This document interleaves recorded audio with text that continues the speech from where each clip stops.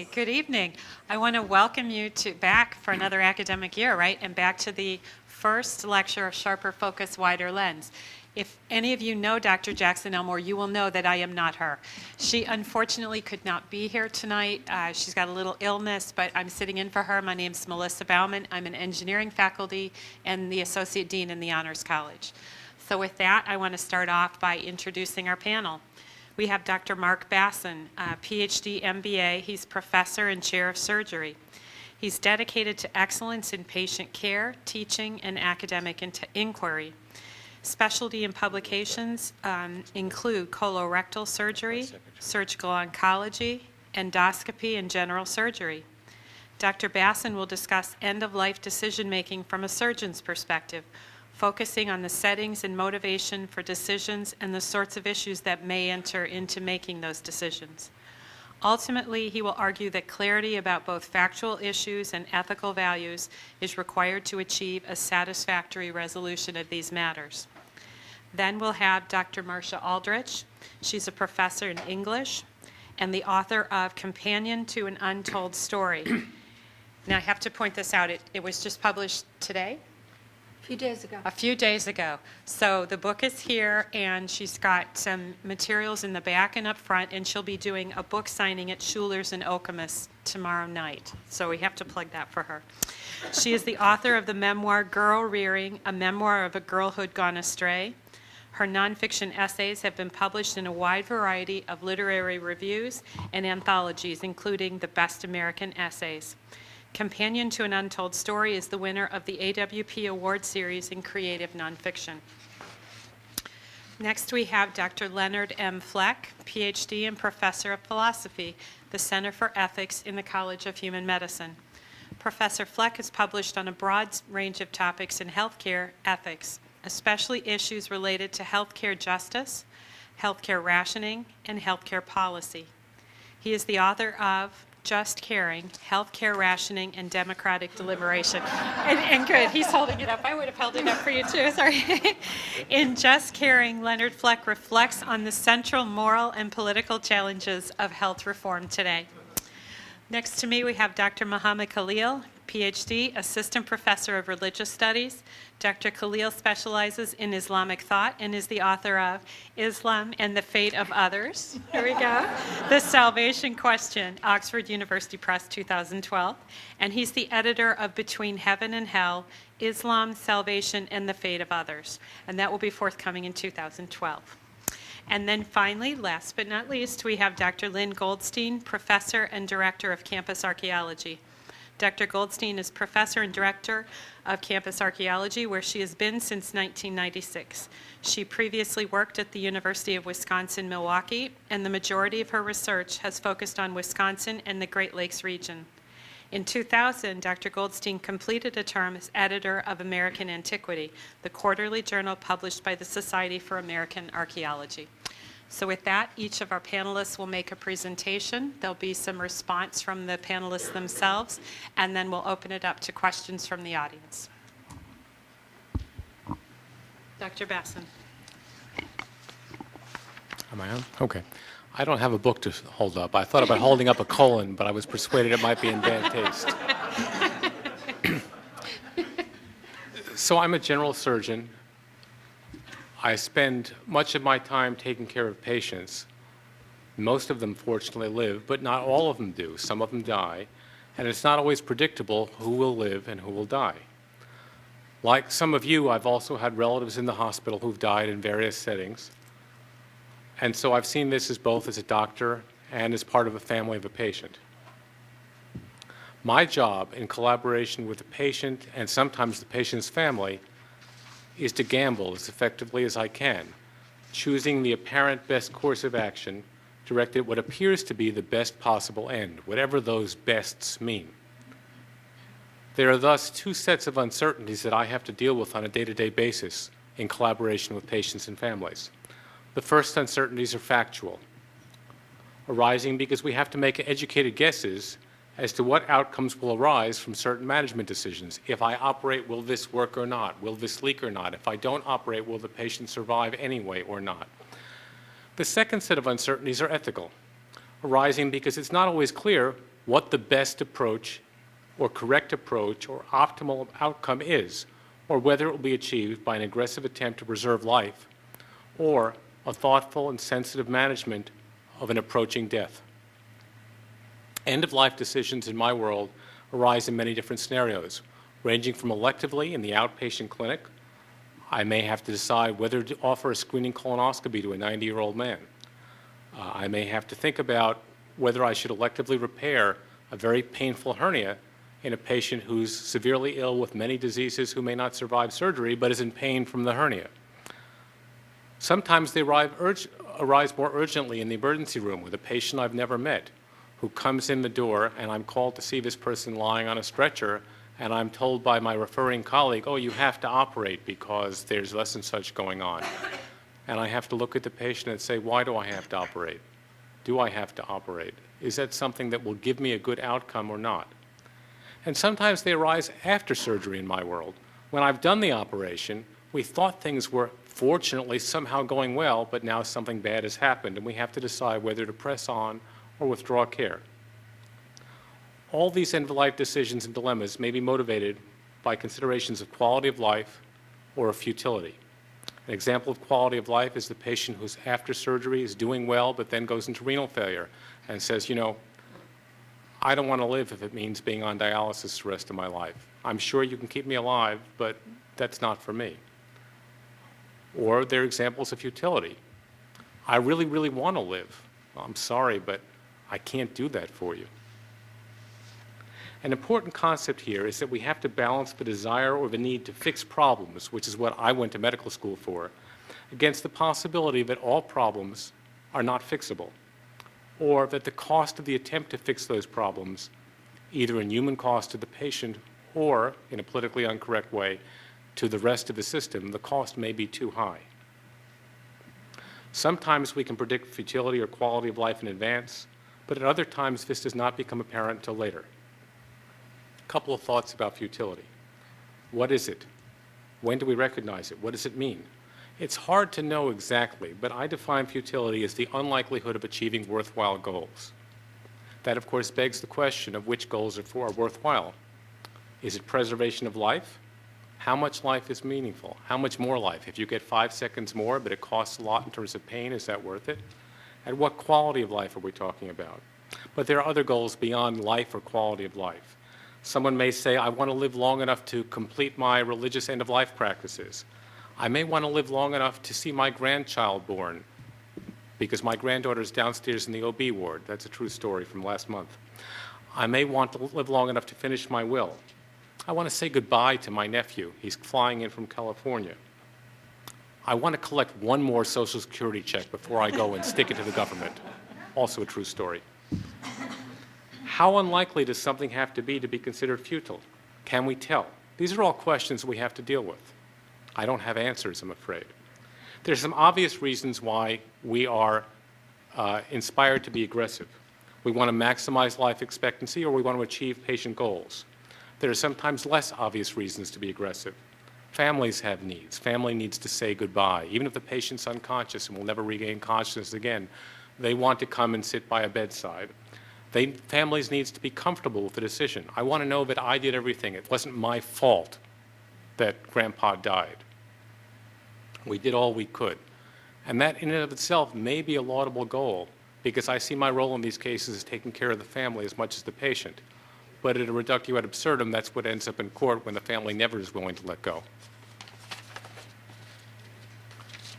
Of course, from an external point of view, transplant donors also become something that we get out of living but dying patients, and that may be another reason to become aggressive, at least temporarily. There are also some obvious reasons to not be aggressive, and the obvious reasons are to keep people comfortable, to ensure only a quality of life that's worth living, whatever that means. There are also some perhaps more controversial reasons to be less aggressive, and some of the other speakers may touch on these, including scarce resource considerations at a macroeconomic level. You know, what is it worth to the system to keep the next person alive?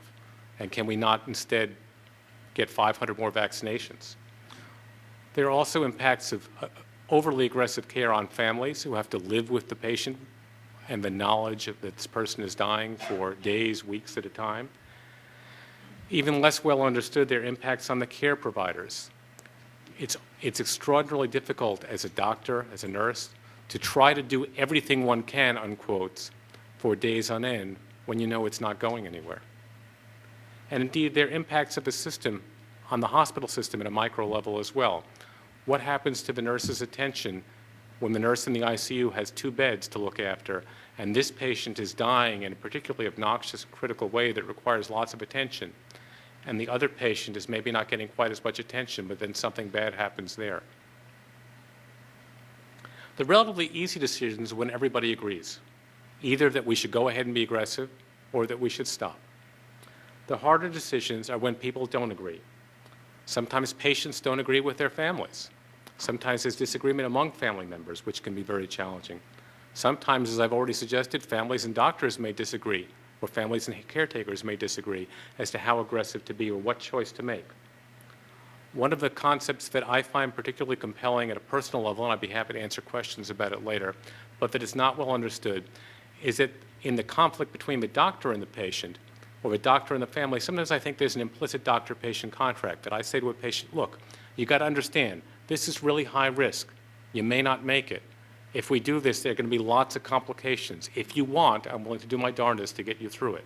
But it's going to be a long, tough road. Are we in for this or not? Patient and family say, yes, let's do this. And then 5 days later, there's the first complication. Patient's unconscious, and the family says, oh, he's got pneumonia now. Let him go. And I've invested 5 days of my life in getting him through that, to getting him to that point. That seems very selfish. It seems very self-centered for me to say that. But it does play into the impact on the caretaker, on the physician or the nurse, as to what happens in these decisions. The real key, I think, to conclude, is that one has to talk honestly and openly, ideally before things happen, about what are the goals, what are we trying to achieve here, among the patient and the patient's family, among the physicians or nurses involved, if there are caretakers, healthcare professionals involved, among anybody who has to make a decision, so that at the end of the day, we don't have to argue about this or don't have to make a decision in inadequate information at 2 o'clock in the morning. If everybody knows what grandma would have wanted, it becomes much easier to make the decision than if we have to speculate. During the event, and the event may be 5 minutes long or 5 weeks long, it's equally important that there be good discussion among patients, if their patients are conscious, among family, among caretakers and physicians, about both the factual issues involved, the probabilities of survival, the likely qualities of life, what the branch points are, and then about the ethical issues involved. What are the goals? What are we trying to achieve? And I want to point out that if you don't have the facts right, you can't have an intelligent conversation about the goals and the ethics. And all too often, what I see when those discussions go awry is that people just don't get the facts because they don't want to hear them or they don't want to believe them. And so communication is really the key. These can be extraordinarily difficult decisions. If you take nothing else away from this, I would urge you to go home and have a conversation with your loved ones about these issues now so that you or they don't have to have that conversation in a difficult way later. I'll stop at that. Thank you. Dr. Aldrich.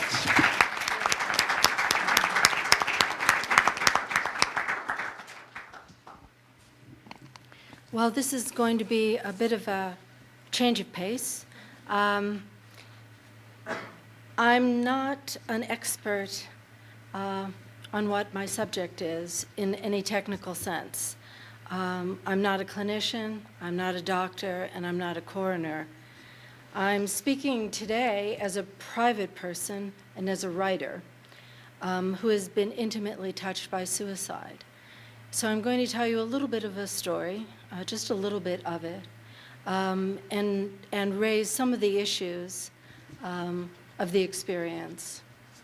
So the story involves a friend of mine, a friend of many years, who committed suicide by a gunshot to the head at the age of 46.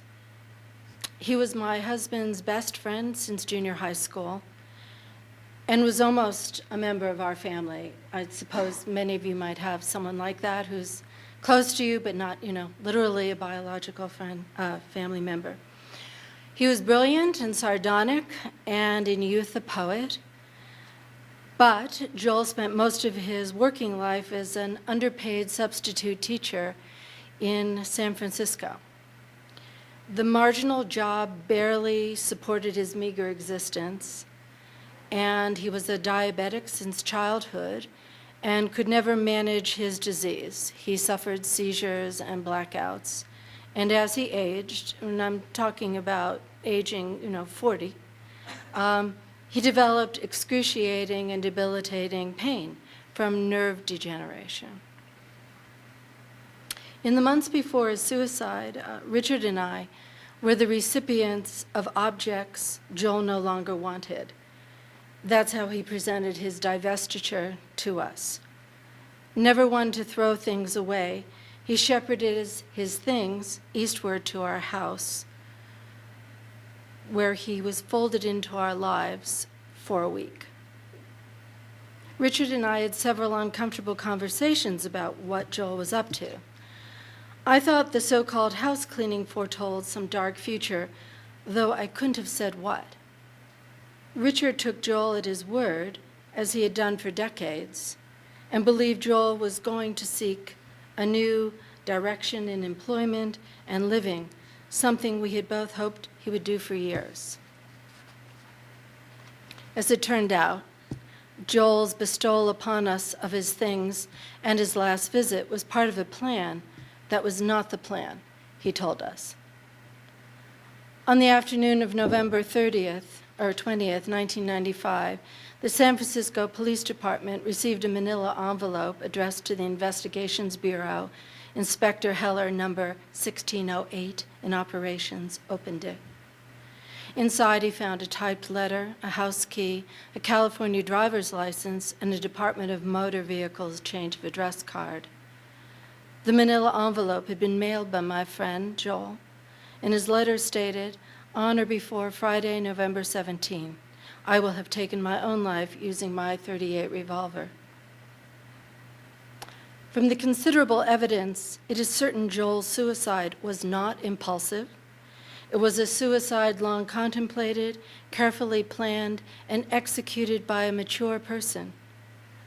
Because of religious and cultural prohibitions against suicide, and because it is so hard for survivors to countenance such a complete denial of life, many believe that those who commit suicide are of unsound mind. I do not believe Joel's suicide can be understood in those terms. The police found him as planned. He chose the police because they were not friends or relatives. Joel sheltered any who knew him from discovering him. We did not see the subtext beneath Joel's extraordinary behavior, but I ask myself, what would we have done if we had? What if we had confronted his impending suicide? Most probably, we would have tried to haul Joel back to the living, reattaching the broken cords. However, confronting Joel's last acts, we confront the limits not only of our knowledge, but of our remedies. If we had probed more deeply, would we have made Joel alter his plans? I think perhaps, but not in the direction we wanted, steering his course back to the living. We would have disrupted his project, made him carry it out differently than he had planned, which he judged the humane and proper way to die. No memorial service was held, no gathering for last rites, no last words, no viewing of a casket, no scattering of ashes. Suicide often deprives survivors of the sanctioned rituals of burial and mourning. Joel's suicide destroyed ritual and gave us no hold with which to brace ourselves. In a funeral or memorial service, a tribute is delivered to the dead by friends and family. Eulogies pay respect in summation of a life lived. The narrative of death is crucial to how life is interpreted, integral to the story others will tell. Suicide turns eulogy inside out, writing over the life. It is like a text so short it consists only of the author's signature, which substitutes for what might have been said by others. Conventions of consolation, rituals of grieving are wrenched from a person left behind by suicide. How can they be applied? His act drained the life from our memories of what we were and who Joel was. As a writer and as a friend, I've refused to allow suicide to completely write over Joel's life. In the aftermath of suicide, survivors look for a reason, a cause. Often, but not always, an event can be located or produced that is said to have precipitated the act, even if the event can never be said to have caused the suicide or completely explain it. In many cases, no single cause can be fixed. As life is complicated, so is death. What tends to happen after a suicide is the survivors claim their own versions of why the death occurred. These versions may overlap or they might diverge. Sometimes we construct the story we need to hear. In the aftermath, we are forced to consider what a suicide is, how it relates to the rest of a life. We go in search of a life's deeper logic. After Joel's death, I was forced to confront the limits of what I thought I knew about Joel. I was forced to see how the act of planning his own death turned Joel into a stranger. I still do not know what he intended towards those of us who loved him, what he meant by his last visit and giving us his last things. Finally, I had no rights to say where Joel would be disposed, but I have rights to where I imagine him, what I do to keep myself alive and lay him to rest. I would not cast the dead far from the living and visit him rarely. Even though Joel did his best to die in an empty corner, to write over his life with suicide, I refuse to erase his name from love's ledger.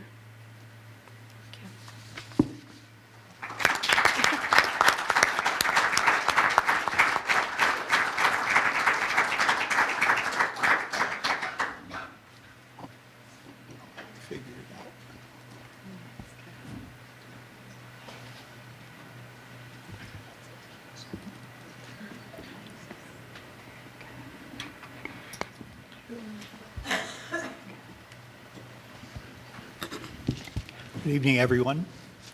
I'm a philosopher. Philosophers like to ask questions.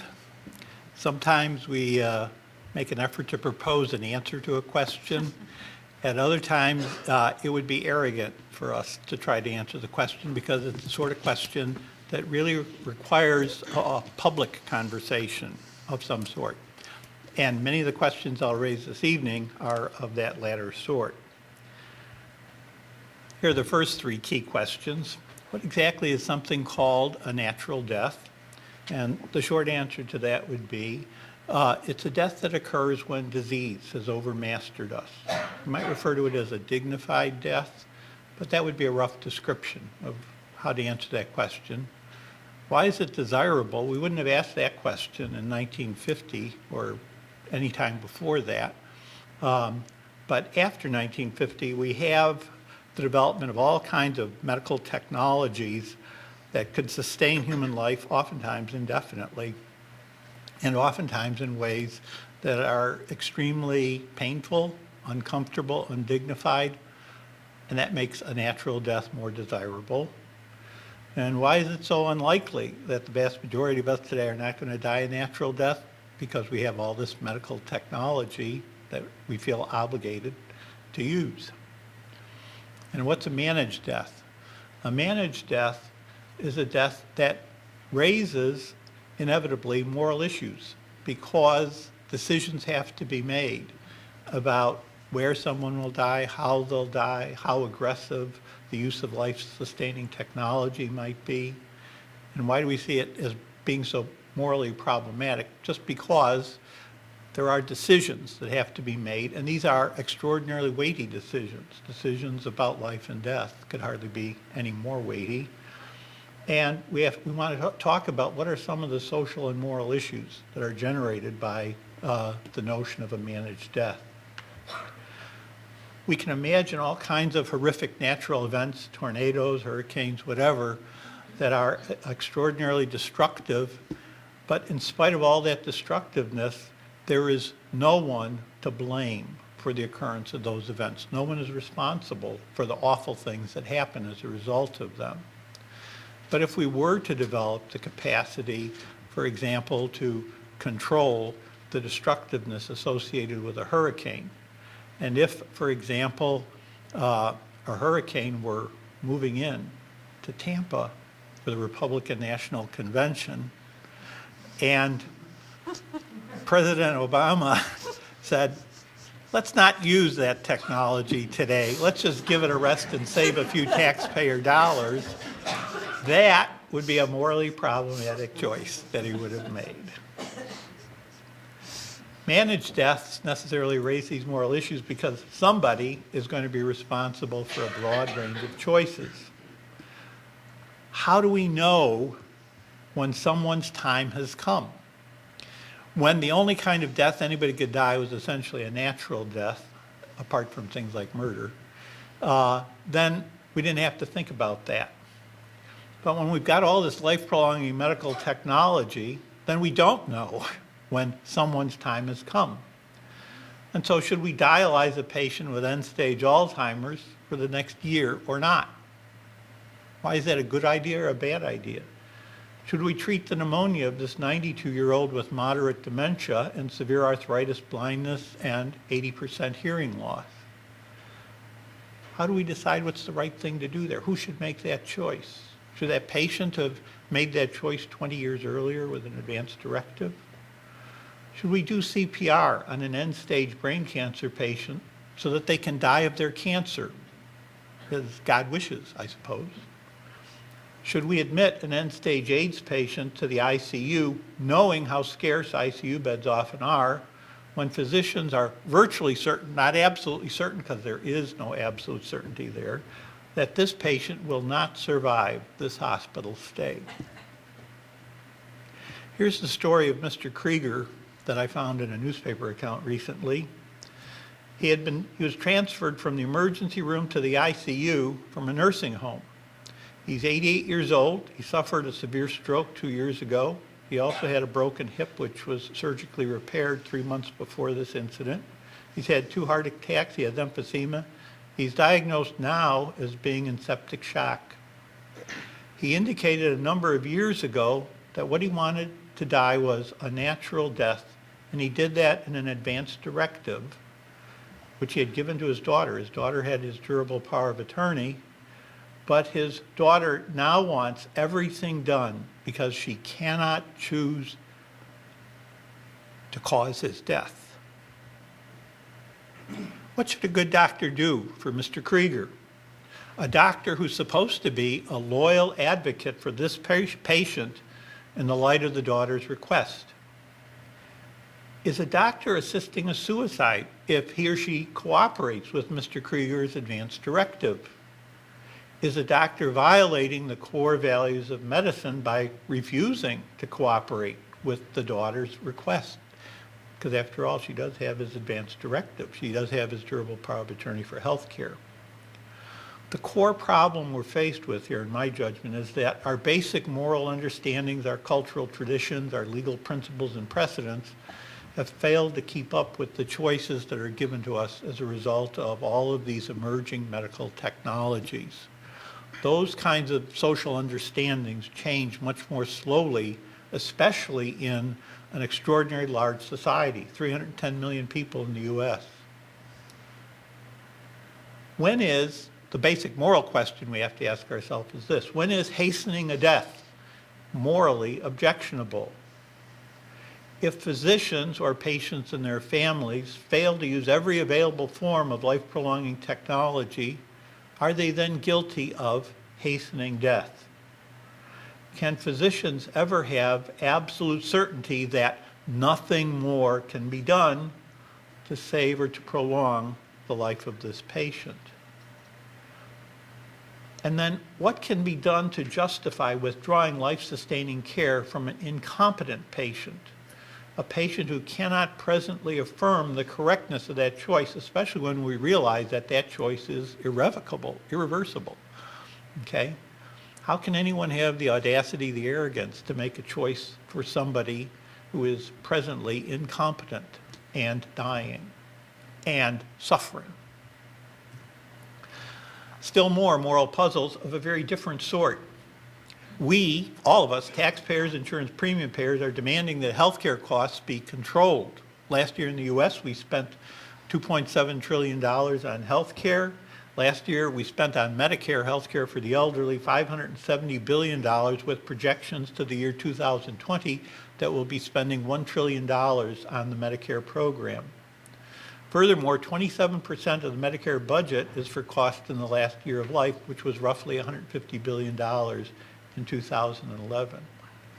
Oh, I forgot to tell you the rest of the story about Mr. Krieger. When he went to the ICU, this was at Stanford University, he died 10 days later after racking up a hospital bill of $323,000. Kind of hard to imagine. How could you use that much health care in just 10 days? But he did. And I could give you the medical description of everything that was done. Given the unmet health care needs of the poor and uninsured in our society, was that a wise or just use of those limited health care dollars?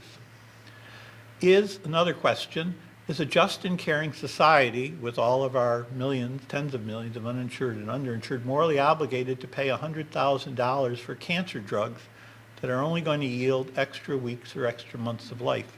We've got more than 30 or 40 of those drugs right now that are been FDA approved.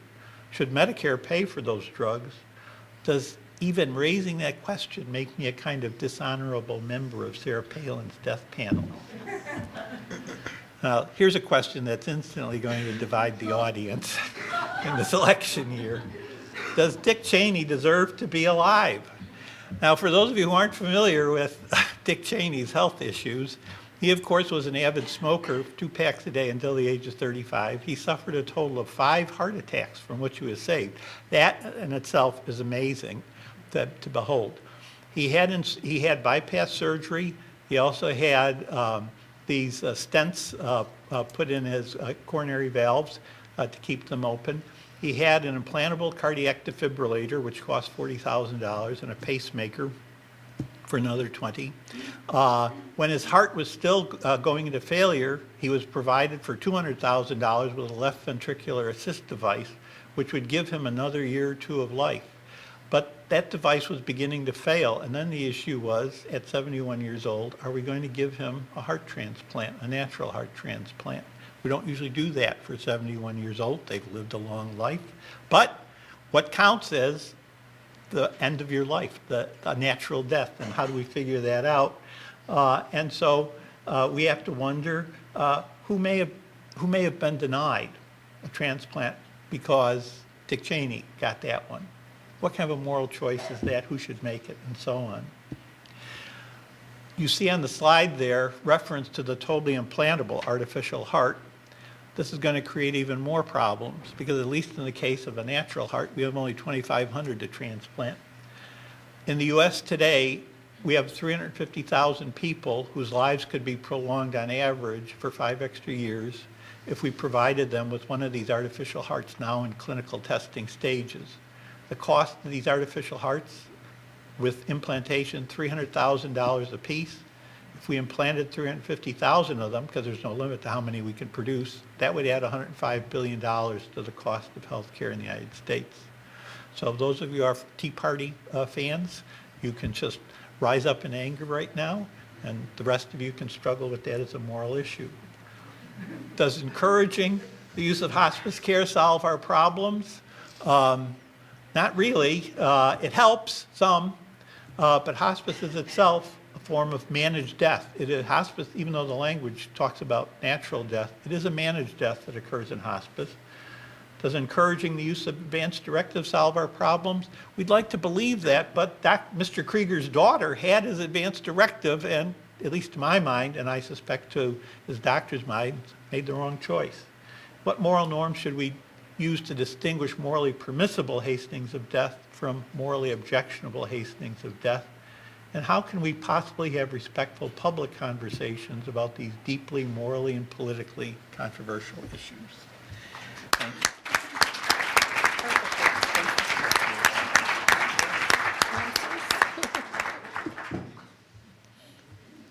Okay.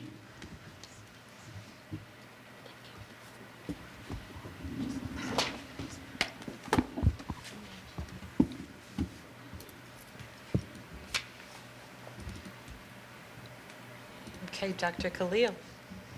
Thank you. Well, first I'd like to thank the Honors College and the organizers of this event, particularly Professor John Beck. I'll be speaking about the death of the other. Religions typically address the following two questions. Why are we here? And where are we headed? Is death the end? Or is there something beyond death? Well, according to the teachings of many religions, what follows could be reincarnation, or rebirth, or resurrection followed by a life in paradise, or torment in hell, or some other possibility. Now, my own specialty is Islam. In the Islamic holy book, the Quran, we find numerous descriptions of paradisiacal bliss and hellish torment. These descriptions, taken literally or metaphorically, are intended to spur the reader or listener to take action now and to do good now because time is running out. And although there is no concept of original sin per se, there is a notion that humans are imperfect and must turn to God and seek His forgiveness. The Quran presents paradise as the abode of the righteous, those who turned to God and were good in this life. Hell, meanwhile, awaits the iniquitous, those who chose evil in this life. There is therefore an obvious connection between this life and the next life. Now consider the case of the damned, those destined for hell. Who qualifies as such?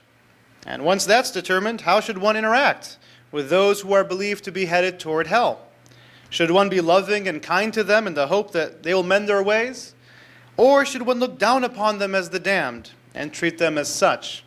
As you can hopefully see by now, this is a consequential matter. This leads me to the ubiquitous question with which I begin my book, Islam and the Fate of Others. What does Islam say about the fate of others, non-Muslims, after death? This question has clear and profound theological and practical implications.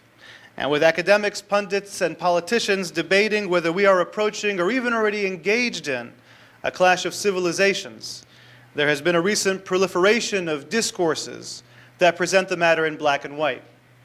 One popular sentiment is that Islam condemns non-Muslims to everlasting damnation. In this light, Sam Harris writes in his New York Times bestseller, The End of Faith, the people who died on September 11 were nothing more than fuel for the eternal fires of God's justice. An entirely different response, less common but gaining currency, is that Islam is at its core ecumenical. It recognizes other traditions as divinely ordained paths to paradise. In his celebrated book, No God But God, Reza Aslan makes precisely this point, depicting Jews and Christians as spiritual cousins to Muslims. In point of fact, the question at hand is not a simple one, regardless of whether by Islam one means the sacred texts of the faith or the theological positions presumed to be grounded in those texts. There has always been a general agreement among Muslim scholars that, according to Islamic scripture, some will rejoice in heaven while others will suffer in hell. But who exactly will rejoice and who exactly will suffer? And what is the duration and nature of the rejoicing and the suffering? These have long been contentious issues, issues that can be especially disconcerting to Muslims who are surrounded by non-Muslims. This evening, I'd like to turn to the writings of three of the most prominent medieval Muslim scholars on this controversial topic, demonstrating, among other things, just how multifaceted these discussions can be. These three individuals are Al-Ghazali, Ibn Arabi, and Ibn Taymiyyah. These scholarly giants, whose names and legacies are familiar to any student of Islamic studies, continue to influence countless Muslims from Jakarta to Jeddah to Juneau. We begin with the Persian theologian Al-Ghazali, a scholar who is widely considered the most influential Muslim theologian of all time. Al-Ghazali is remembered for, among other things, his criterion for non-Muslim salvation. According to Al-Ghazali, God will excuse non-Muslims who never truly encountered the Prophet Muhammad's message, such as Byzantine Christians and even non-monotheistic Turks living far from Muslim lands. This notion that unreached non-Muslims may be saved or excused finds much support in Islamic scripture. Consider, for instance, a passage that I will reference later that appears in the 17th chapter of the Quran. Rather, this is a passage I'll be referring to throughout my talk. God does not punish until God has sent a messenger. Accordingly, most Muslim scholars hold that God will excuse unreached non-Muslims because they have not received the message of God's messenger. But here, Al-Ghazali goes a step further and asserts that God will excuse sincere truth seekers, non-Muslims who encountered the Prophet's message and then chose to investigate it rather than reject or neglect it. Although they passed away as non-Muslims, their desire to investigate the Islamic message after hearing about the Prophet and his reported miracles demonstrates their sincerity. Ultimately, Al-Ghazali maintains that the overwhelming majority of humanity will one day dwell in paradise. He justifies this by invoking the concept of divine mercy or rahmah. Almost every chapter of the Quran, the Islamic holy book, begins with the formula you see here, Bismillahir Rahmanir Rahim, which means in the name of God, the Lord of mercy, the giver of mercy, or the compassionate, the caring. These terms, Ar-Rahman and Ar-Rahim, are derived from the concept of rahmah, or divine mercy. And the term rahmah is related to the term rahim, which is the womb of the mother, the center of love and mercy, and of course the womb is also where life begins. Mercy is considered a dominant attribute of God. The Prophet Muhammad is quoted as saying that God's rahmah, or mercy, overcomes his wrath. According to Al-Ghazali, we should assume the best of God and assume that God will be overwhelmingly merciful to most of humanity, even others, non-Muslims. Here Al-Ghazali also points to a passage in the Quran that reads, both the creation and resurrection of all of you is like a single being. According to Al-Ghazali, this means that this life is connected to the next life. And just as it is rare to find people in this life who prefer death to life, it will be rare to find people in the afterlife who prefer death to life and who will be forever miserable. We now turn to the mystic from Muslim Spain, or Al-Andalus, Ibn Arabi. And we now return to the Quranic passage we encountered earlier. God does not punish until God has sent a messenger. Known for his esoteric approach, Ibn Arabi stresses that God chooses his words carefully. And so, concerning this verse, he writes, note that God did not say, God does not punish until God has sent a person. It says messenger. Hence, the message of the messenger must be established for the one to whom it is directed. There must be clear and manifest proofs established for each person to whom the messenger is sent. For many a sign has within it obscurity or equivocality, such that some people do not perceive what it proves. In other words, a non-Muslim could only be considered culpable if he or she encountered Muhammad's message and found it convincing and only then rejected or neglected it. Like Al-Ghazali, Ibn Arabi invokes the notion of rahmah, or divine mercy. But he goes a bit further than Al-Ghazali in making the case for the salvation of others. In fact, he even goes further when discussing the fate of the damned. Because the Quran states that God's mercy encompasses all things, and because the Prophet Muhammad is quoted as saying that God's mercy overcomes his wrath, Ibn Arabi maintains that even the wicked, those forever consigned to hell, will receive God's mercy. And he says you can find a hint of this in the generic Quranic term for punishment. And that term is adhab in Arabic. As Ibn Arabi notes, if we look at the root of this term, we find that it connotes sweetness and pleasantness. Ibn Arabi asks, of all the words that connote punishment, why would God select this one? And so, he asserts, when the damned submit to God, God's mercy will overwhelm them and their punishment will become sweet. Their bodies will transform so that they actually begin to enjoy being in the fires of hell. It will be sweet torment, a mini paradise. Finally, we turn to the medieval Syrian theologian Ibn Taymiyyah, a scholar who has the reputation of being conservative and whose name is often invoked by contemporary Muslim scholars. Incidentally, Ibn Taymiyyah rejects many of the views you just heard me say, the views of Ibn Arabi. Concerning the fate of others, we return to our familiar passage from the Quran. God does not punish until God has sent a messenger. Ibn Taymiyyah adopts a straightforward interpretation of this verse. Once God sends a messenger and a non-Muslim receives the Islamic message in its true form, he or she must become Muslim to be saved.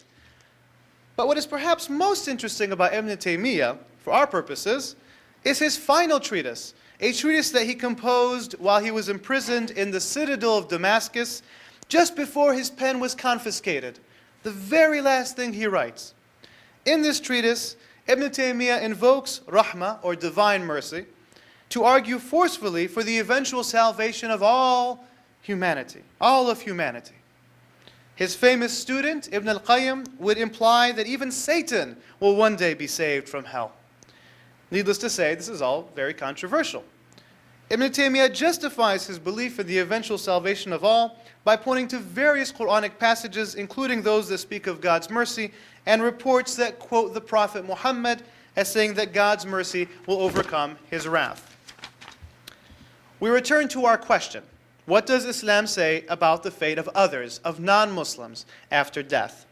To be sure, Muslim scholars have offered a wide variety of responses. But despite their differences, many have felt compelled to take what I would call a hermeneutic leap of mercy, going beyond what is explicit in Scripture without necessarily contradicting it. And if one accepts the premise that the ethos of Islamic Scripture compels a leap of mercy, well, then the end result is a positive ambiguity. The kind of ambiguity that leaves believers with a deep sense of humility and hope for humanity. Thank you.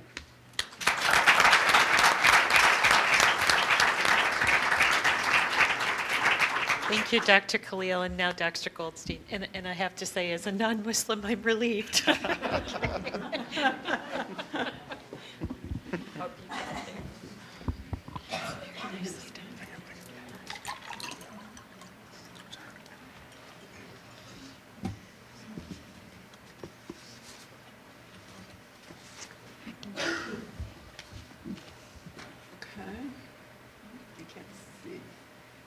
There it is. Okay. Now we're doing something completely different. And this is not so much an anthropological view as it is an anthropological archaeologist view. And there are relatively few things in the world that can be considered universal. But most of us would agree that death is at the top of the list. It happens to everyone. We all die eventually. But what happens once we die is not universal. People throughout time and across space have understood that they have to do something with a dead body. It must be disposed of in some way. Beyond these basics, though, there's an infinite number of ways that a body can be treated. Anthropologists have long understood that studying a culture's approach to death can reveal much about that culture. Bones and corpses, coffins and cremation urns, all of these things are material objects. Most of the time, they are indisputably there. They're present. We can see them, we can touch them, we can smell them, we can confirm they're there. As such, a body's materiality can be critical to its symbolic efficacy. So unlike notions of things like patriotism or civil society, for instance, a corpse can be moved around, can be displayed, and can be strategically located in specific places. Bodies have the advantage of concreteness that nonetheless does transcend time, and it makes the past immediately present. We don't worry about healthcare so much in our discussions. Their there-ness is really the underpinnings of the founding and continuity of things like medieval monasteries. That's what they're based on, the bones of some saint. Those bones provide tangible evidence of the monastery's property right to certain lands. That is, the corporeality of the remains makes them an important way to assert things in the present. So, these are just a few things that anthropologists, archaeologists in particular, tend to think about when we think about working with the dead. And that is, first of all, the things that people don't think about very much is that not all cultures have the same view of death or the same ideas of what happens when someone dies. As Americans, we have many, many misconceptions about death and about what happens. And archaeologists in particular would tell you that there's more information per cubic inch in a mortuary site than there is in any other kind of archaeological site. There are a lot of things that we can learn about individuals and about cultures from studying human bones. We can tell about diseases, we can tell about diet, we can tell about genetics, we can tell about all sorts of things. But anthropologically, more broadly, we know that how people are treated in life is reflected in how they're treated in death, and vice versa. So studying a mortuary site can teach us about individuals, about the organization of society, and about different views of different cultures. This can be extremely useful in the present as well as in the past. This is a Native American mound group, happens to be in Wisconsin, and it dates about 1,000 years ago. This is one of the mounds that's in the shape of a bird. This is a typical Midwestern European immigrant cemetery, and it should look familiar to most of you here. This, however, is the grave monument of a Victorian period in Boston, as are these, of children. This is an example of changing views of death in the Northeast. This is a very famous study. I don't know if you can see the top image, but it's of a very kind of scary skeleton head and there. But as we go through time, as we come towards the present, we move from that Puritan skull, scary death to the smiley face death. And the smiley face death is associated with a point at which they started to create cemeteries as beautiful places. Death is considered sleep, and we really drastically changed our views. Here, I'm just giving you some examples of differences in kinds of graves. This is a prehistoric Hawaiian grave, as is this one, where the burials are in a puka, a lava tube. Here's an Ojibwa grave house from northern Wisconsin, and here is a grave house, a Native Alaskan one, with, if you note, the Russian Orthodox cross here at the front. This is a very famous quilt. I don't know if any of you know about it or not. It's a quilt that was made in 1843 by this woman, Elizabeth Roseberry Mitchell, and her two daughters. She lost several sons. It wasn't like they had died of natural causes, but she was mourning their death. And what she did is she created this quilt. The reason it's a funny color is because she stained it with tea. And then the people in here are her children and relatives who died. These are the people, you get one of these when you're born, and then you move up into the cemetery once you die. Now, people look at that and go, oh, that's just horrible. But it was a way for her to keep track of her family, what happened to them, and so on.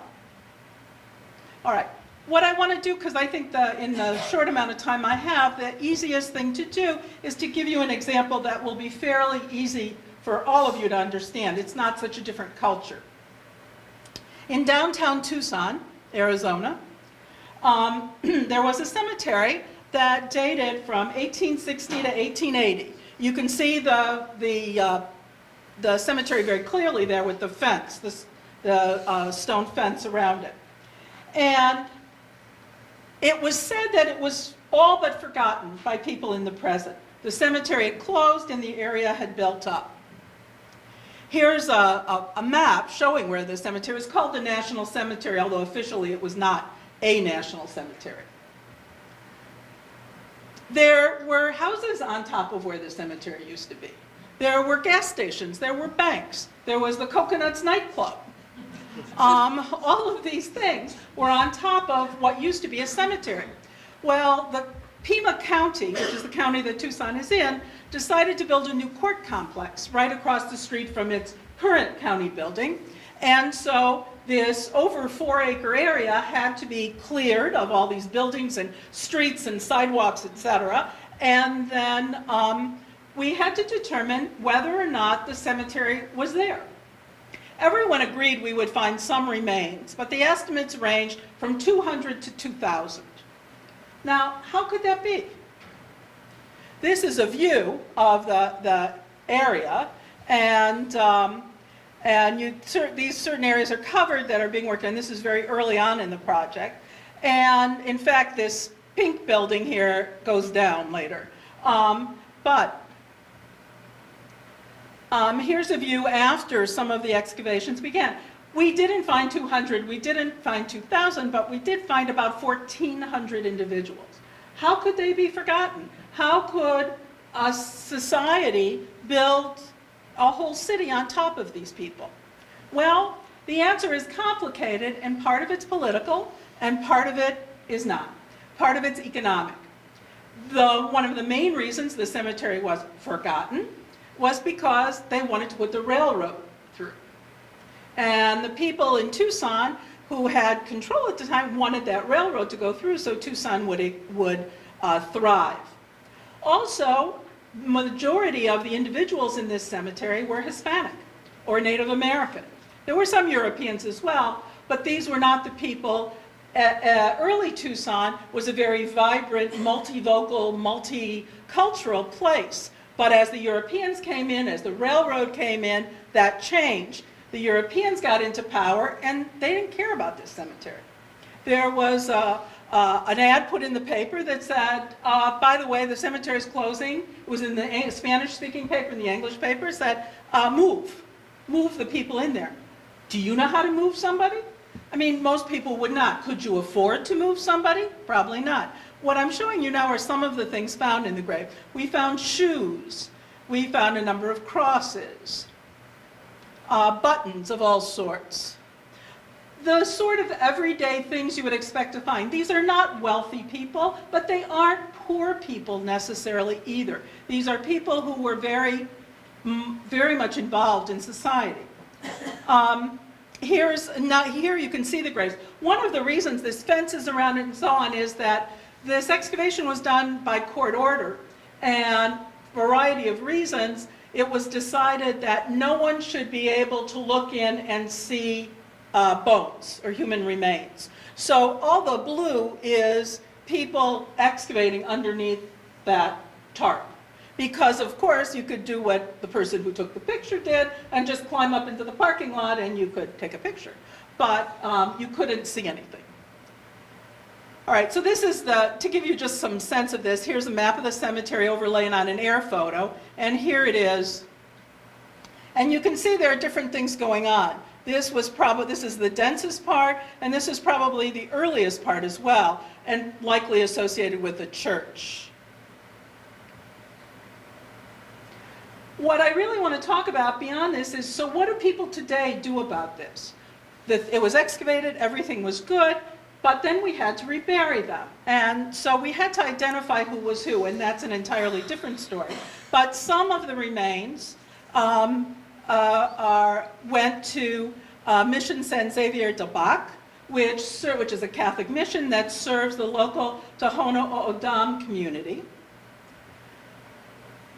There was a military part of the cemetery, and that became fascinating because some of these, what happened is the military had already moved their people, but I don't know how to say this delicately, they didn't move all of them, so they might have forgotten some hands and feet and things like that. So those people then also had to be moved, and this became a fascinating adventure. And I have to move quickly past this. This is all the individual coffins. They're very small coffins. And these are special flags that the military had made to honor these 58 people. 200 veterans on motorcycles accompanied the remains from Tucson down to Sierra Vista to bury them. And actually, this was the veterans' motorcycle parade was led by Gabby Giffords, who happens to have a very nice powder blue Harley. This is the remains themselves. Here, the military, and the point I want to make here is that the military had a very specific reason for wanting to take these remains and rebury them where they did. We offered, some of these people were in San Francisco, they'd already been moved and buried. You know, did you want the arms to go with the rest of them? And the answer was no. And the answer was no because they're trying to make a point. And the point they want to make is, if you're in the Army, the Navy, the Marines, the Air Corps, no matter what, we will never leave you behind. We will always come and get you. So here they created this new cemetery. And there are people who were reenactors. You can see the mourner, the official mourners. There was one individual who was black, who was I'm just blanking right now, who was a Buffalo soldier. And every coffin had one member of the military, actually 2 members of the military assigned to it. Here come the cavalry. We're talking about thousands of people who came out for this event. Official mourners in dress, the Navy, the Army, and so on. Even Arizona's official balladeer, who created a song sung to the tune of Amazing Grace, especially for the occasion. The governor was there, everyone was there. All right, so that was the military part. The rest were buried in another cemetery, and I'm going to be very quick on this, and the rest were buried in another cemetery, and where that was at the edge of Tucson. So why did this cemetery at the edge of Tucson want everybody else? Why? Because it was a cemetery people didn't want to bury their dead in, because they wanted to bury their dead in the middle of town. So we moved the early people out there, and that created a nice thing. And here, this is like the old joke, there's a priest, a rabbi, and a minister. And this is the reburial location with the memorial. All that rough rock covers the graves, the new graves. Everybody was put in the ground in an exact relationship to how they were found. And then this is the Pascoyaki unveiling the signs, and then these are these interpretive panels that are there. So what was created from something that was very problematic was this whole new, a whole new way of looking at death and life and using it for their own purposes. Doves were shown, and then this finally is my last slide, and this is an ad that was in the paper when the University of Arizona was, they were digging the foundation for a new building. They found part of the cemetery, and the only part that you need to know about it is it says, we ran into a humdinger when we were beginning to the huge 2-story basement for the new Tucson newspapers plant. Anyway, so all these students, anthropology students came, and we proceeded a scoop and a skeleton at a time until all the people were out of there. And so that is it. Thank you.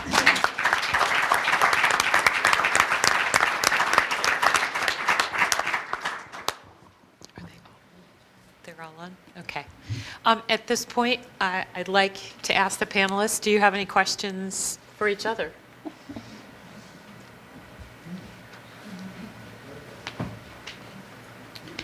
Well, I have a specific question for Marc. Okay. And it sort of relates to both of your presentations, and I was sitting here writing down, what kind of specific questions or conversations would you advise? You mentioned that you thought that patients should have conversations and work this out, and yet, even when you do, your wishes may not be followed. So I was just wondering what specifically you thought we all should do. Well, I think that you begin with conversations about what is it that you or the person you're talking to would want. Not so much, I want to make sure that I'm not on dialysis, or I want to make sure that I am on dialysis, but what kind of life would I want? What sort of probabilities of life would I want? What sort of qualities of life would I want? How certain would I want to be that those qualities exist before I go forward or decide not to go forward? You know, Lynne mentioned that physicians can never be certain, and that's true. None of us can ever be certain. But with enough experience, most of us can be reasonably certain while standing at the foot of a bed as to what's about to occur. And what does the word reasonably mean? Interestingly, by the way, this has been surveyed, and for most physicians, that's 90%. A 90% likelihood of failure is perceived as futile. That's the national average. So I think you start with that, and then from that, then you can progress to, okay, well, if that's what you want or don't want, let's talk about some specifics, recognizing that this case may not ever happen to you, but, you know, we've all watched enough television. We've all seen the things that happen on your medical show of choice, many of which are very exaggerated, but some of which have a grain of truth. What would you have wanted under those circumstances, Dad, honey, daughter, whatever? They're very difficult conversations. They make people very uncomfortable to have, but I think they're very important because I think the way in which you avoid the conversation that Lynne suggested of, I can't do it anyway, I know this is what it says on the paper, but I can't do it anyway, is by not relying on the piece of paper. Pieces of paper aren't terribly useful. It's long and repeated conversations that become useful in allowing the person who is making the decision under those circumstances to trust that they are doing the right thing to honor the wishes of the person they spoke to, rather than having to make it up on their own.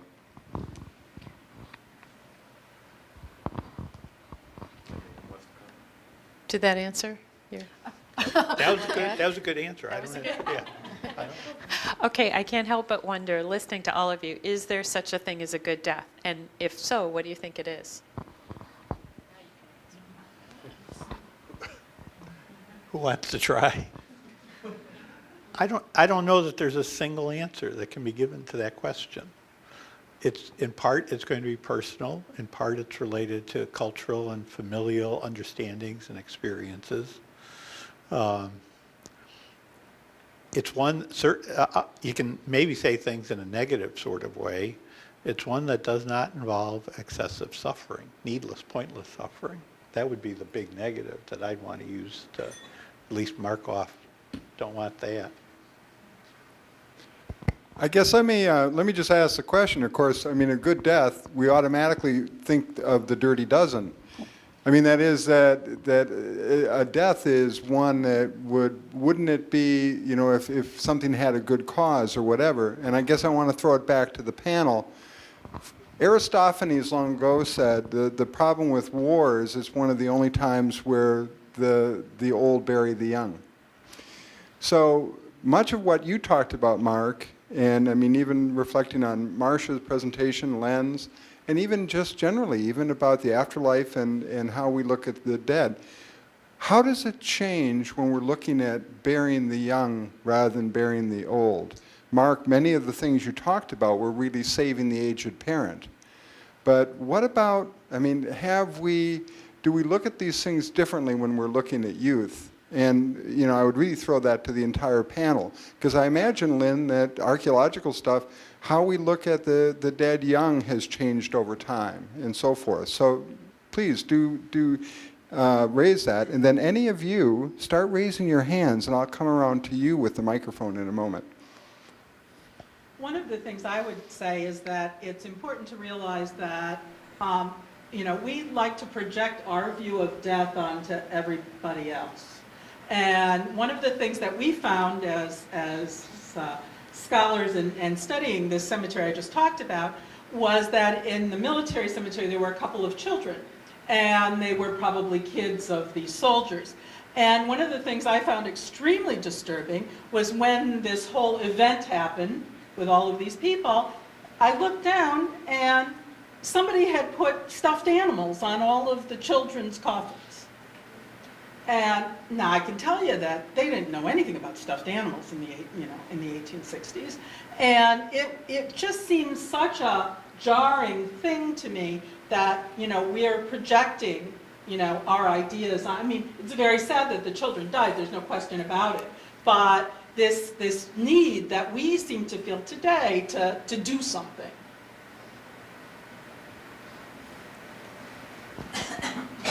Well, I'll just add, going back to this question of what is a good death. I know in the Islamic tradition, there's a lot of talk about your final moment, the moment just before you die.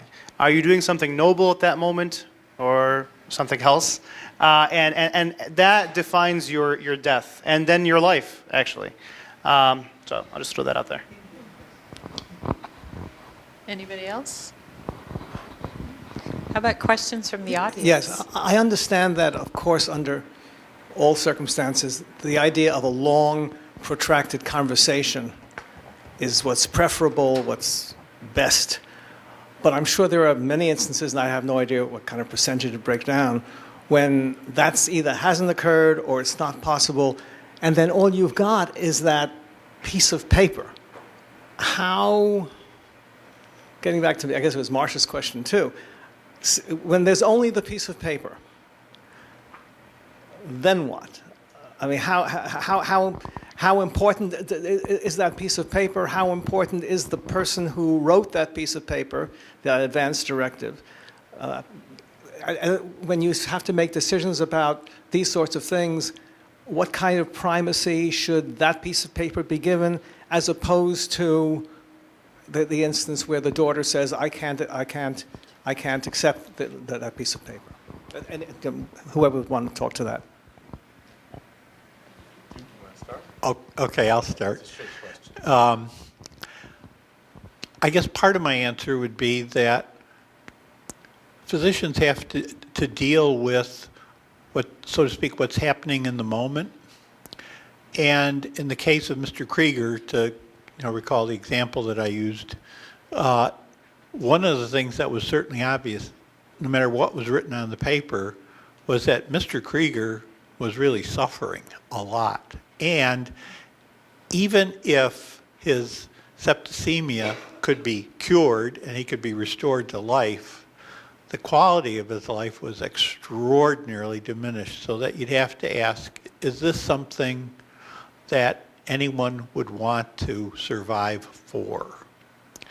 And so a physician speaking with the daughter, I think, would try to call up that and remind her of what her father had become for reasons that were beyond his control. Marcia? Yep. Marcia, would your friend have thought he had a good death? Yes, he orchestrated it. He chose it. He made all the decisions. He accomplished what he set out to do. It was not a death that was easy for others, but I believe he felt that it was the area in his life that he had succeeded at the most. Marc? I'm going to comment on both of those questions. I guess the first, just in regard to the good death, there are a couple of themes that seem to be coming out of here. And how you weigh them, I think, depends on what's a good death for you, recognizing that there probably is no such thing as a good death. There are better deaths and worse deaths. One is the theme of suffering. The classical good death is the one in which I die quietly in my sleep and I don't know it's happened, with no pain. I just don't wake up. versus the death of my life or my death has meant something, almost existential. You know, I will define myself and my life through my act of dying and what I've accomplished. Versus some of the other themes that you're hearing about, well, I'm going to do something meaningful in some way, or I'm going to accomplish something, or I'm just going to decide it's a good death because it's my time and I decide to do it my way. It may or may not mean something to anybody else. It may or may not define anything, but it's my choice. I want to stop now. And so I don't know if there's one universal either. I would agree with the panel. With regard to the question about what happens when all you have is a piece of paper, all too often that is what happens. And I agree with Lynne that the difficult thing is for a physician who often doesn't know the patient. I may have met the patient in the emergency room, spoken to them for 5 minutes, whisked them off to the OR, and now it's 3 days later and the patient hasn't regained consciousness. So I'm trying to, quote, advocate for the patient, because as Lynne says, that's my job, but I don't know who the patient is or what he wants. I'm sort of dependent on the paper and my own projections, as unfortunate as those may be, because the patient may not be of my culture.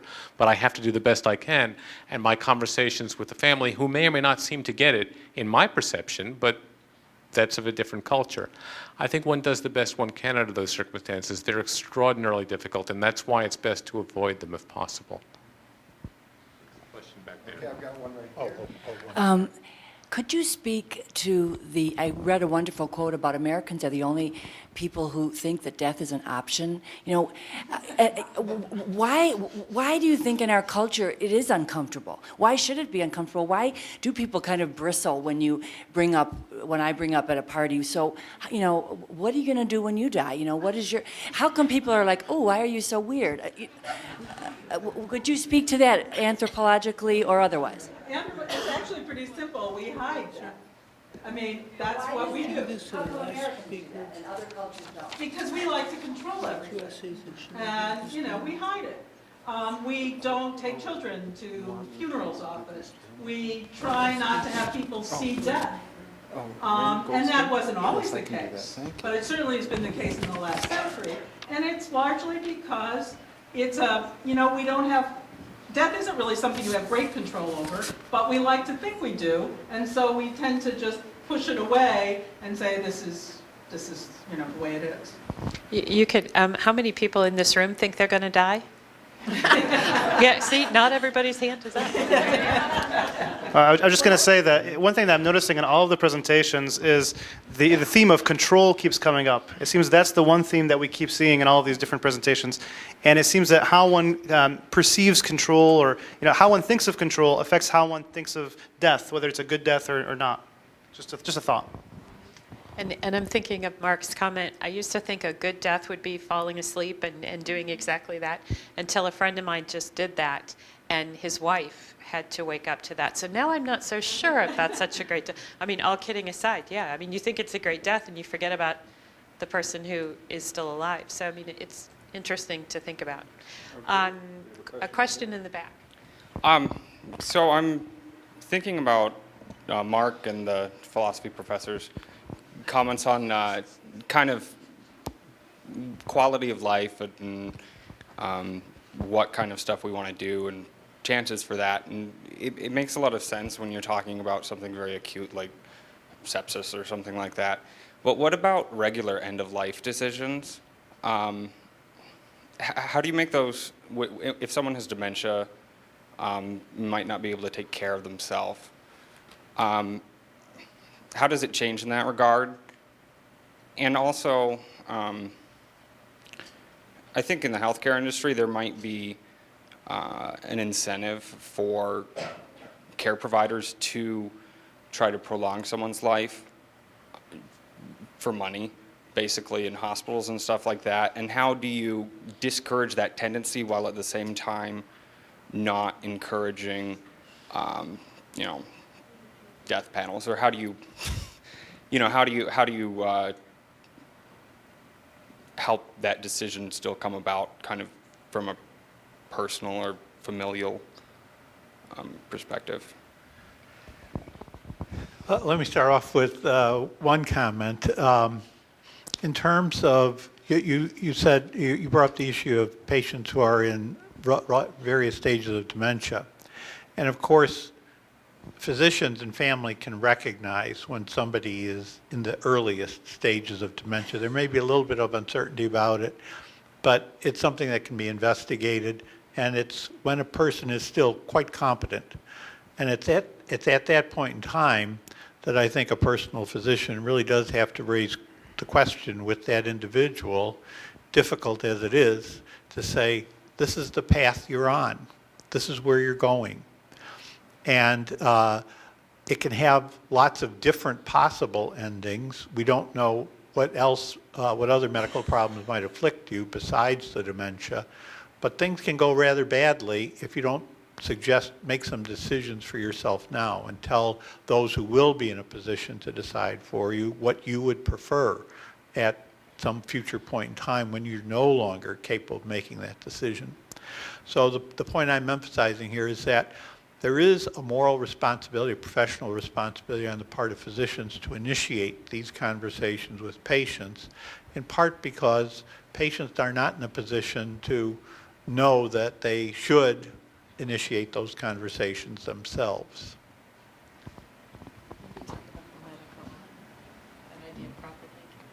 Okay. I was asked to address the idea of medical profit making. Obviously, I suppose there must be unscrupulous people in the healthcare industry, just as in every other industry and every other walk of life in society. However, in general terms, I don't think that's a huge issue. I may be naive, but if nothing else, in the American medical system, most of the money is made in the initial patient encounter.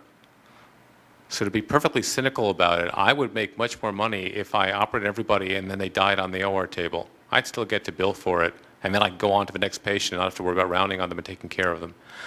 You know, I don't think hospitals are making money by keeping people alive. There are waiting lists. The hospital's big push is every place I've ever worked is to get patients out of the system as quickly as possible to get the next new patient in, to get those new things done.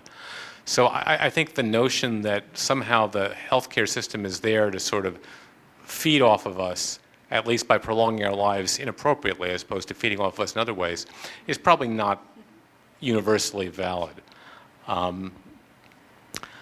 I do think it's important to have those conversations in advance, as Lynne said. It has been my experience that patients almost never mind talking about these issues.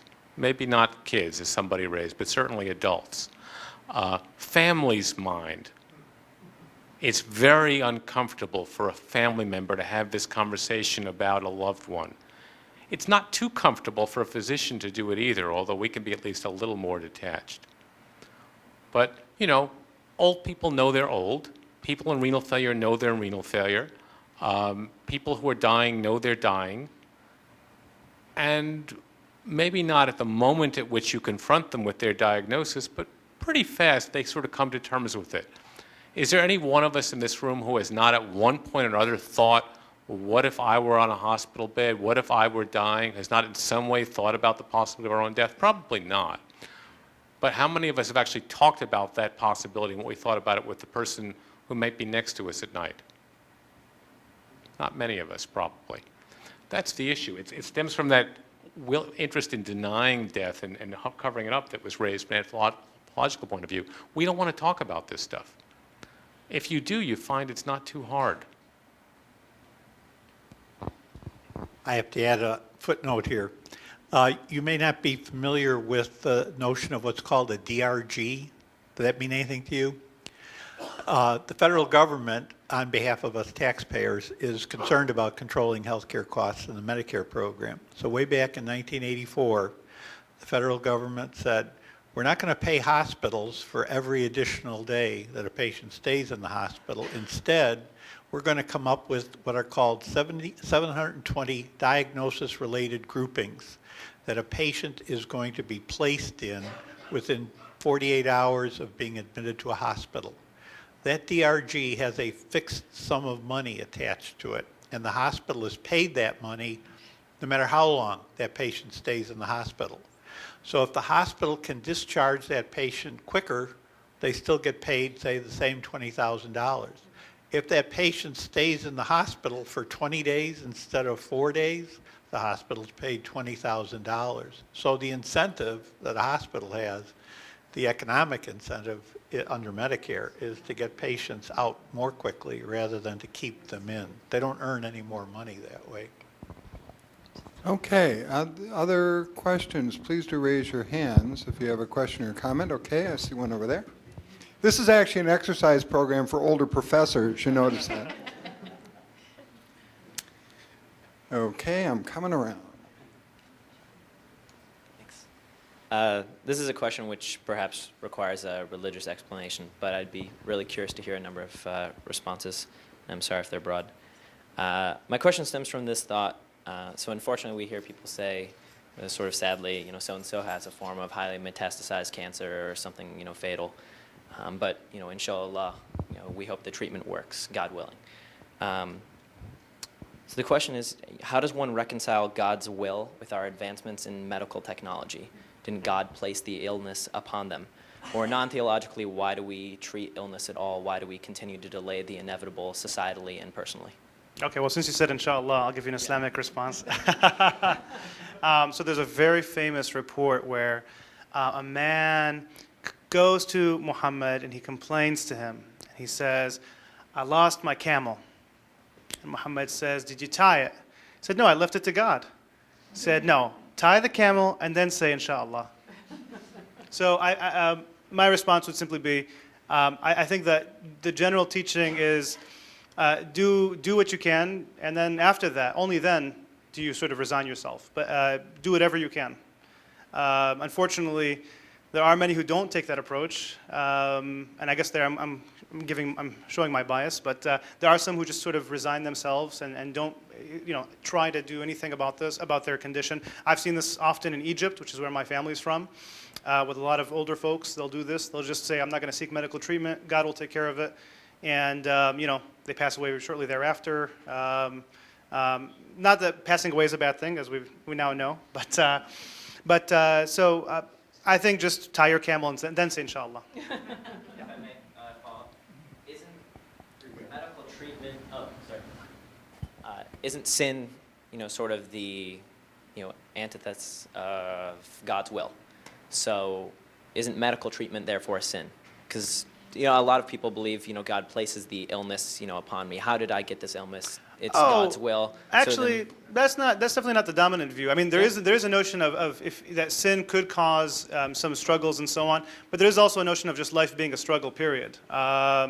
Even if it's not out of sin. I mean, Muhammad, for example, is considered this great man, and yeah, he loses all but one of his children, is starving, has to tie rocks in his stomach to avoid the bloating, and I mean he goes through quite a bit, even though he's seen as being a model and so on. So difficulties and challenges and so on. I mean, I don't think it would be fair to say that that's the general view, that this is because of sin. Although many certainly see it that way. Yeah. Many certainly see it that way. Yeah.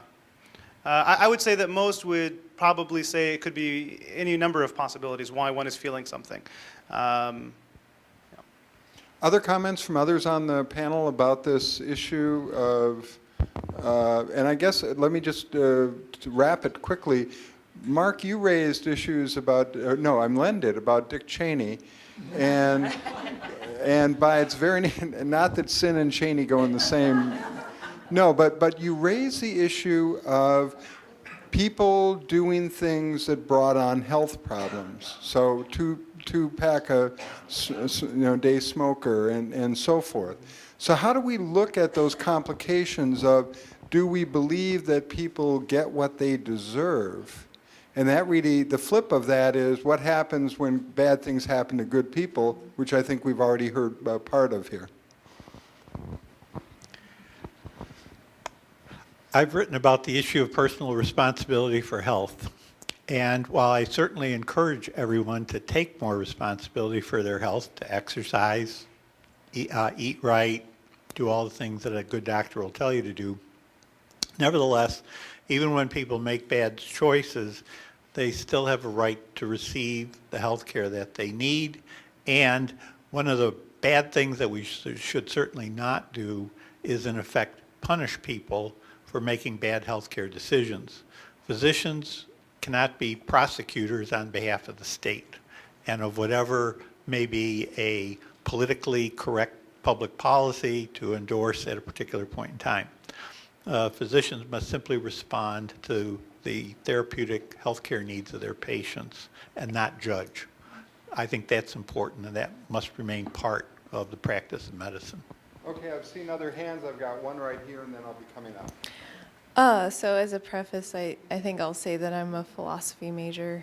I'm just thinking like epistemologically, like there seems to be a certain value attached to the patient or the person who's about to die knowing that they're going to die. But for me, like, I don't see death as something which can be known necessarily or something that can be fully understood. And I'm just wondering if you, and this is just generally to the panel, if you guys ever grapple with this in the course of your studies. It's like we're trying to make something known or something understood, which is somewhat unknowable. And how do you grapple with that? And I wonder if you see that issue arise, like maybe with your patients, Dr. Marc, or like in philosophy. I was a philosophy major as an undergrad, if that helps. But I guess I'm more simple-minded now. I don't. Is death unknowable? Yeah, I guess it is, in the sense that none of us really knows what that means. We all have ideas, I think, about it. Is the concept that death is about to happen knowable? I think it very much is, with whatever that means to the patient or to me or to the family or to whoever is perceiving that death after that. And that might be something for Lynne and her anthropologist to discuss. I think people can know when they're dying. They don't always, but sometimes they can. Sometimes they know it very clearly because you can say to them, look, if I don't do this operation, you're going to die. If I do this operation, I think the chances of your surviving are very slim. You will likely end up in a ventilator in the ICU for several weeks at best case scenario and be discharged to a rehab facility. Chance of that happening? Hard to say. Maybe 1 or 2%. You'll probably die anyway. Do you want to have the operation? That's a very real conversation. It's one that I unfortunately have the privilege of having, and I'm not entirely sarcastic about that, because I think it is a privilege to talk to patients about these issues on an unfortunately regular basis. Often patients I don't know. Some patients decide one way, some decide another. But there are cases when you can know you're going to die, and you can choose that.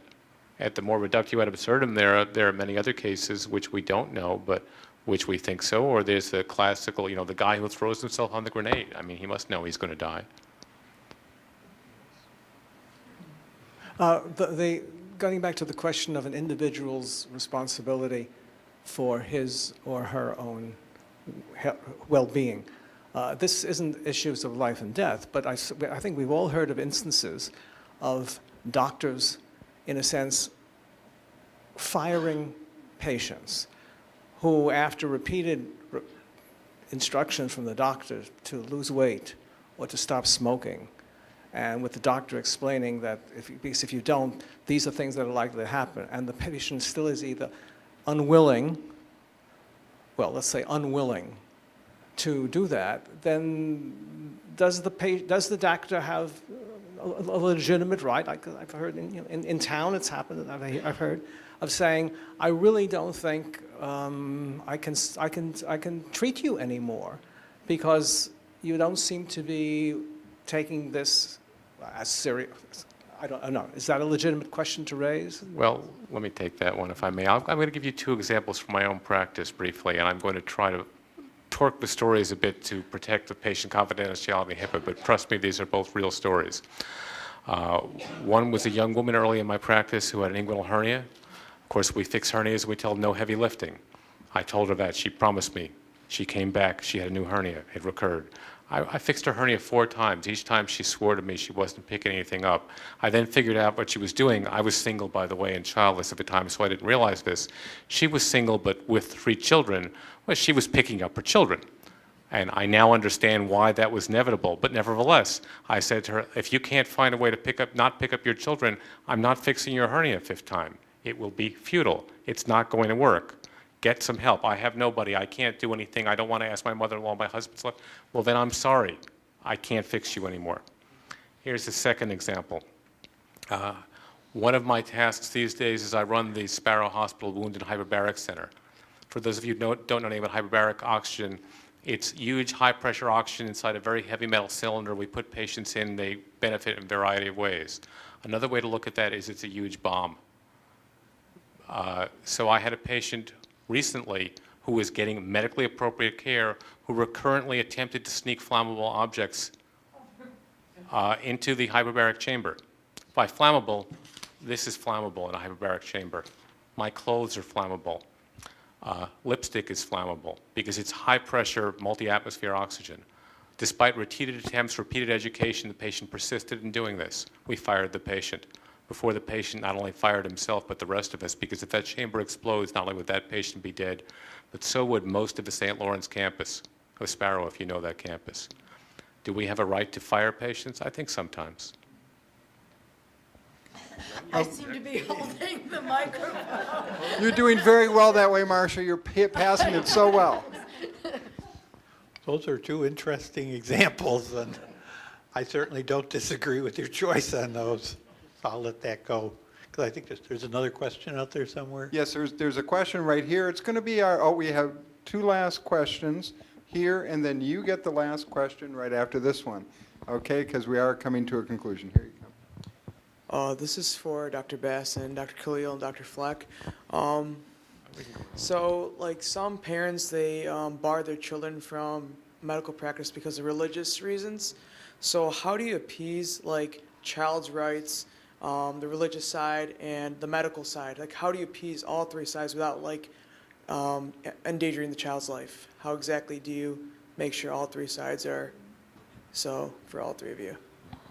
What I actually do is, in those cases, I guess if I start by talking to parents and I try to get agreement on facts, just as in the other case. If I can't get agreement on facts, if the answer I get is, no, it's not necessary to have this treatment, my child will survive because God says so, because I don't believe in germs, because whatever, then at that point, and I'm fortunate enough never have been in that position with a child, then I guess I would go to court.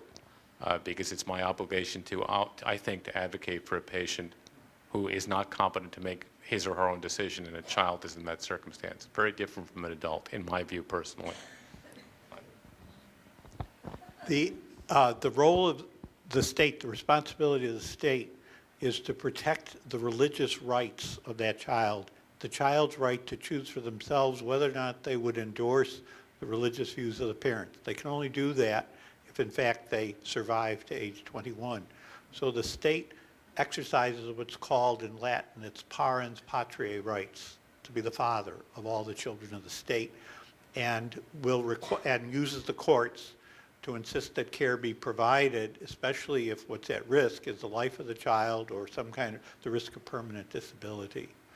So it's a secular point of view in some sense, but it's a secular point of view that's sustaining the fundamental right to choose a religious view for yourself. Well, I like what the doc and the philosopher had to say, but I'll just add to that. Since you asked me, I'm assuming you're referring to the religious dimension as well. Well, I think just as a strategy, if within that particular religious tradition there are differences of opinion, one could speak their language and see if you could, get them on board, just to avoid even having to have any kind of controversy. But aside from that, I defer to the doc on this one. I think what he said is really all you can really do. Okay, our last question is right here. This question is addressed to anyone on the panel and everyone, and it's in regards to what Dr. Goldstein had said, and how people are treated in life is reflected in how they are treated in death and vice versa. I was just wondering what you thought about that in regards to American culture and how we treat death, and also cross-culturally and how our treatment of death compares to other cultures. I think it is. Okay, I think this is still live. Well, I have to sort of wiggle a little bit on this, because a lot of times in many cultures, how we're treated in death reflects what we believe and reflects our life. So just because you're a good person doesn't mean you have the best tombstone in the cemetery. But it could, but it doesn't necessarily mean that. So I'm not saying that. However, I would note that if you walk through a cemetery, when you can almost always recognize the grave of someone who died young and very tragically, because they almost always have a very impressive stone. However, what it's really saying is that when you die, it's very rare that you decide what happens. It's the people who are living who decide what happens. You know, there's a famous case in Texas of this woman who said, when I die, and this was in her will, I want to be buried in my red Cadillac convertible with a bottle of Jim Beam and my dog at my side. And she bought enough plots that she could do that. But they wouldn't let her. And it was a big court case, and eventually got resolved, and she was able to be buried. Not the dog. They wouldn't let her kill the dog. But everything else, she got the bourbon and everything else. But the point is that it's the people who are living that make that decision, and that's why it reflects the culture. That's the reason it is reflective of that. It's because you're not deciding it, someone else, the people who you've left behind are deciding that. And with that, I want to thank everybody, but would you please join me in thanking this panel?